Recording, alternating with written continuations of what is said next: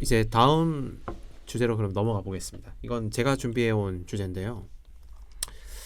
저는 이번 주제를 지자체가 언론사를 길들이는 방법이라고 한번 과감하게 정해봤습니다.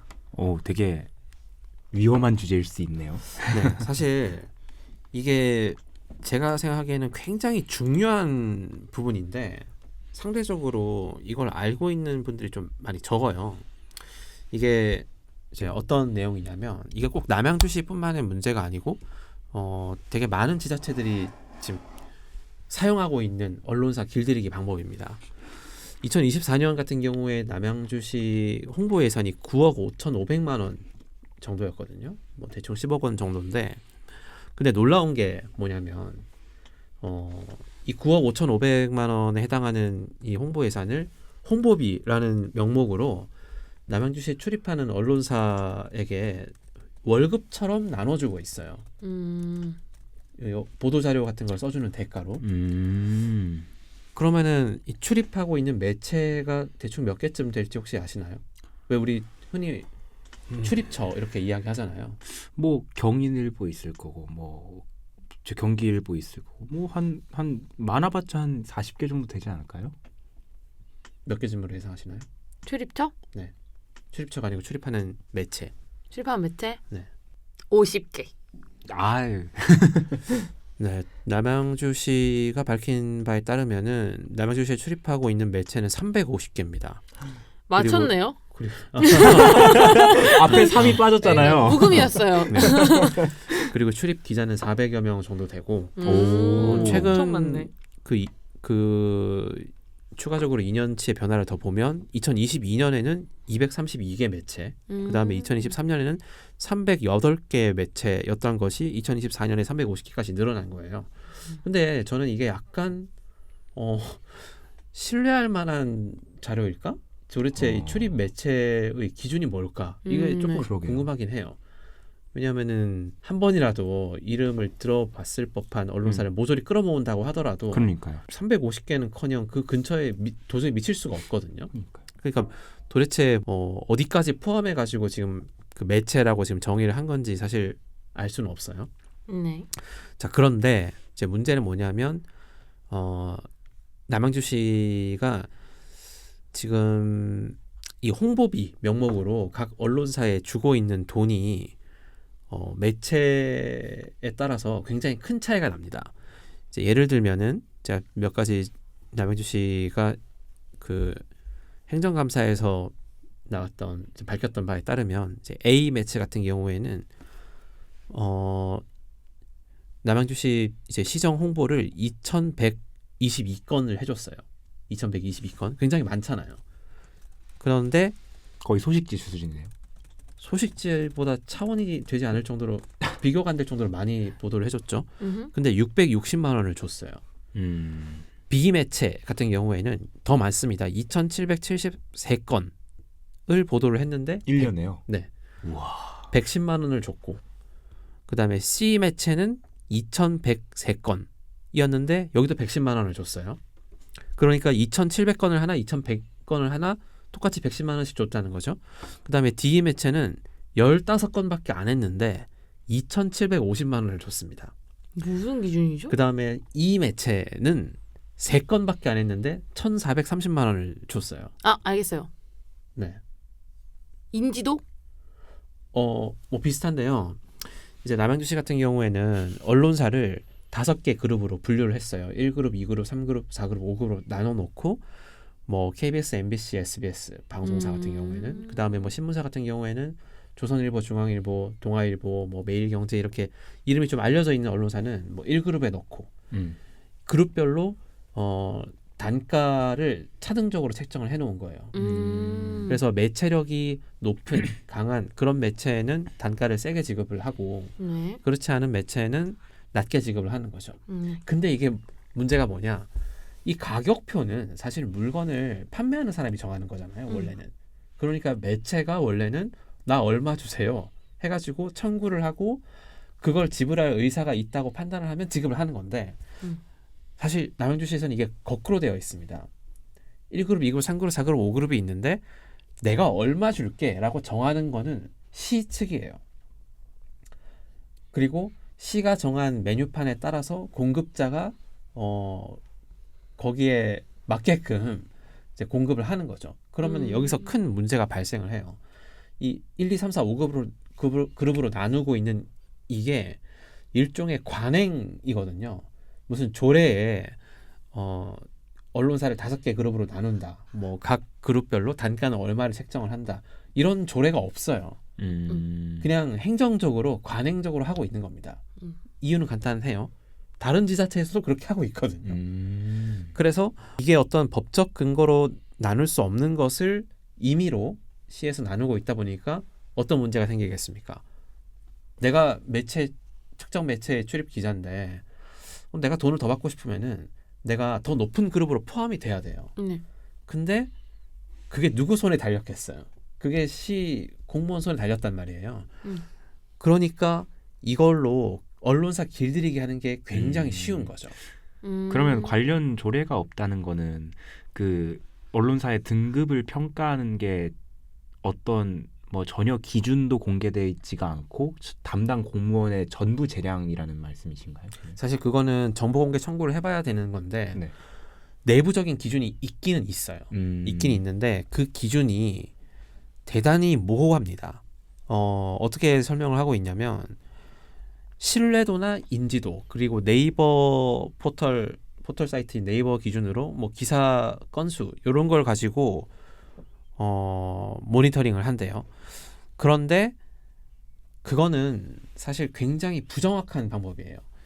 왜냐하면 보통 이런 데이터를 제공해 주는 게 한국언론진흥재단 뭐 아니면은 뭐 신문 발행부스 같은 경우에는 ABC 협회에서 제공을 해 주는데 이 협회가 발표하는 자료 자체가 상당히 오염되어 있어요. 예를 들면 뭐 조중동 같은 경우에 신문 발행 부수가 다른 매체보다 그렇죠. 높기는 하지만 그 신문을 누가 보죠? 일반 개인이 아니고 대부분 기관이 구독합니다. 공공기관에서 많이 사주거든요. 그러면은 공공기관이 많이 구독해 준다는 이유로 단가를 더 높게 책정을 한다?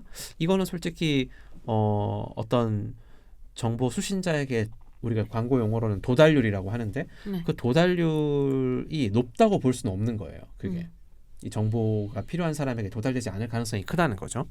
그리고 뭐 신뢰도나 인지도라는 것이 대단히 주관적이잖아요. 신뢰도나 인지도를 어떻게 평가하죠? 그거는 다른 기관의 평가 자료를 보겠다는 건데 그것을 꼼꼼하게 보고 과연 평가를 하느냐. 결국에는 제가 보기에는 직관적으로 유명 언론사, 흔히 말하는 뭐 10대 언론사 뭐 이렇게를 뭐 1그룹 예를 들면 그 다음에 어떤 지역지 중에서 유명한 지역지, 조금 큰 덩치 큰 지역지를 뭐 2그룹 뭐 이런 식으로 그 다음에 1인 매체까지 가면 그 부류를 5그룹으로 넣고 이렇게 될 가능성이 크다고 추측을 합니다. 그래서 제가 참고 자료를 하나 말씀드려 볼게요. 지금 언론 이렇게 각 지자체들이 언론사의 홍보비 명목으로 이렇게 월급처럼 주고 있다는 게 잘 알려지지 않았어요. 거의. 근데 사실 이거를 왜 안 알려졌을까요? 이게 언론사 길들이기의 중요한 수단인데 왜냐하면 이렇게 월급 받는 언론사들은 그 해당 지자체에 대해서 비판적인 기사를 쓰기가 굉장히 힘들잖아요.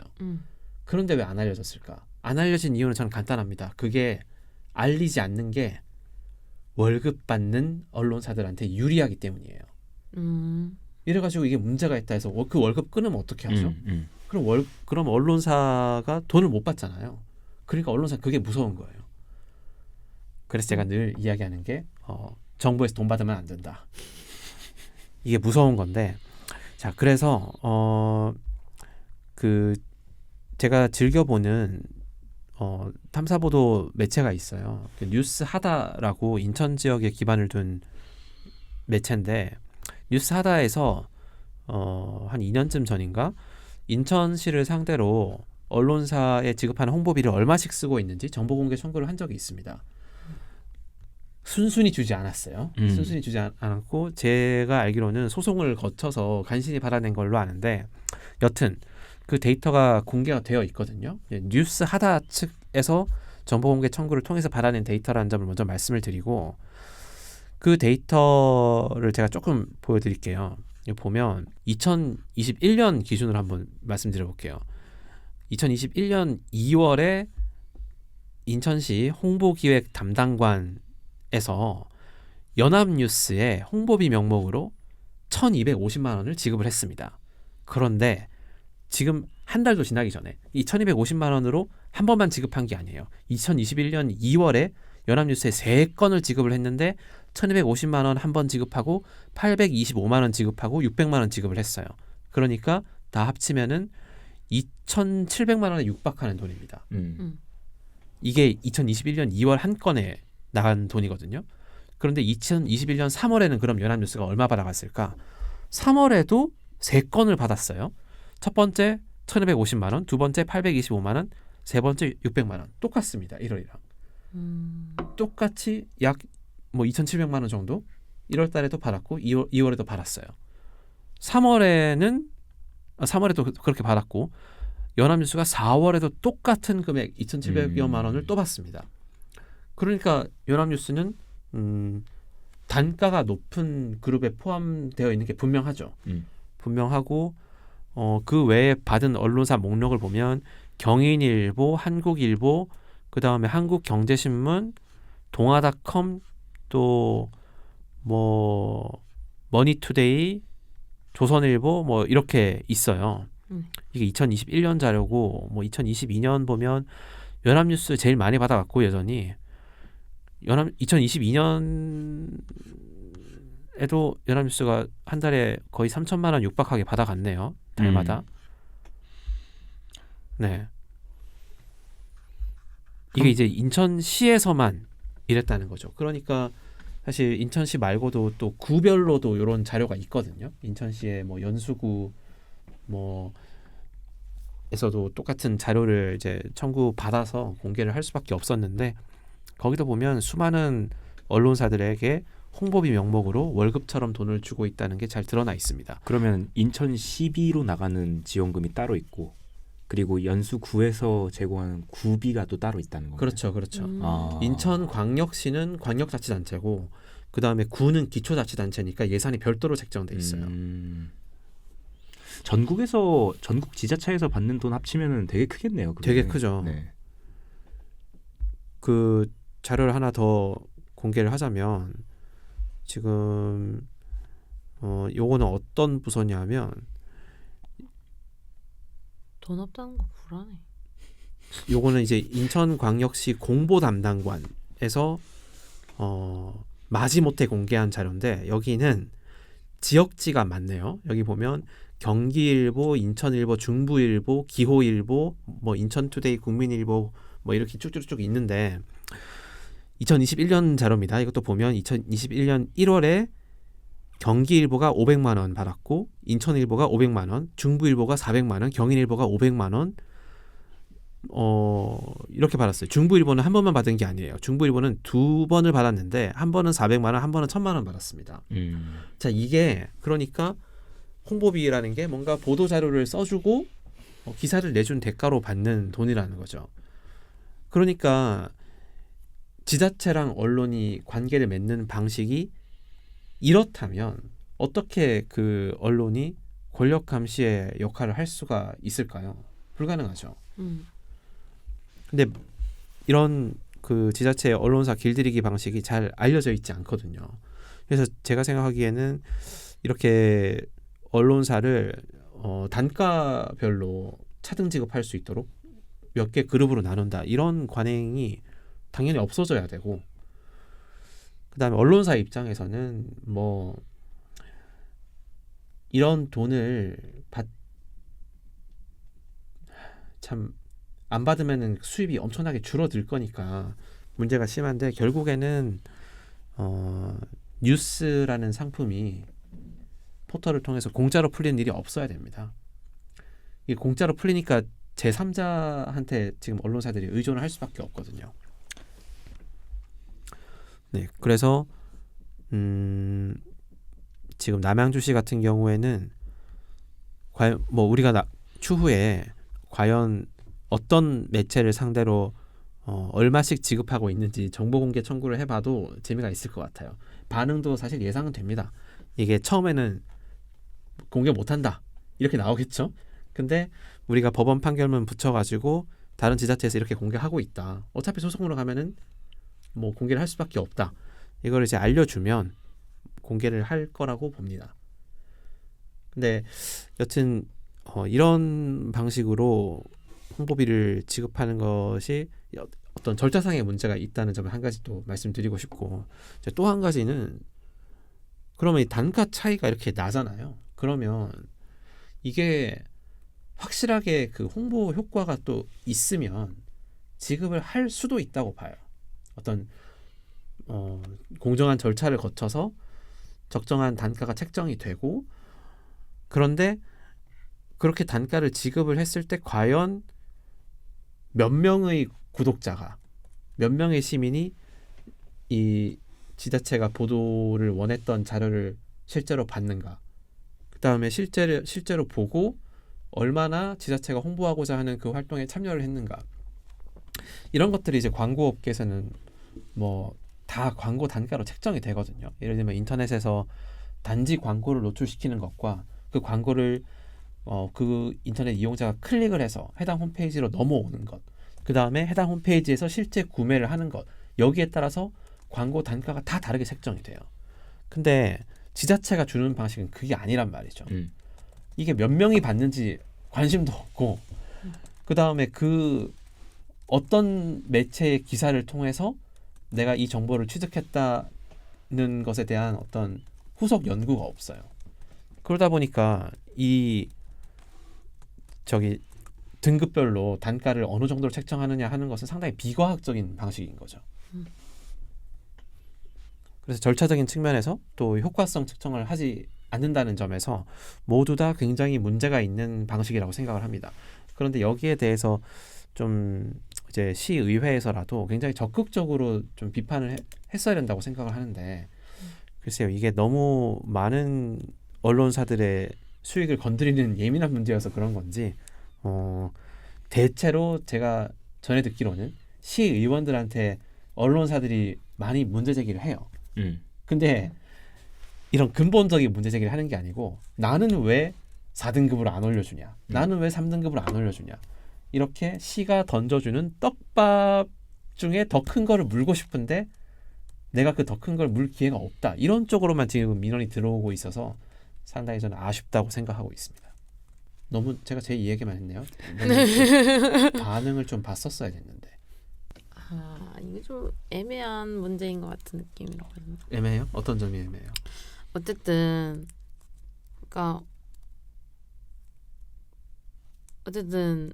언론사 입장에서는 돈이 필요하잖아요. 네. 근데 그 돈을 벌려면은 뭐 아까 말씀하신 것처럼 시민들이 구독료를 내고 네. 뉴스를 소비를 해야 한다. 음. 인 건데 그 인식이 바뀌는데 얼마나 오랜 시간이 걸릴지 모르는 거잖아요. 왜냐면 지금 이미 너무 무료로 잘 풀려 있기 때문에. 그러면은 궁극적으로는 이 예산이라도 있어야지 언론사는 굴러갈 수 있는 건데 라는 이제 또 문제가 또 생기는 거 그래서 아닌가 저희가 싶은 시민 여러분께 후원과 구독을 부탁드리는 이유가 바로 여기에 있는 건데요. 네, 사실 지금 박예린 기자 굉장히 중요한 문제를 이야기를 했는데, 결국 구독료가 들어오지 않으면 저희 같은 신생 매체 혹은 기존의 기성 매체라도 누군가한테 빌어야 됩니다. 제발 돈 좀 달라고. 그리고 근데 네. 이거는 사실 또 좀 조금은 좀 딴 얘기긴 한데 어쨌든 뉴스 신뢰도랑도 결합이 되는 거예요. 질 좋은 뉴스를 받아야지만 돈을 내고 싶은 욕구가 생기는 건데 현재 있는 기성 매체들이 그렇게 질이 좋다고는 보기 힘들지 않나 싶어가지고. 네. 그래서 다시 한번 저희 줌인 톡쇼 홍보를 한번 하자면, 저희는 절대로 보도자료 받아쓰기를 하지 않습니다.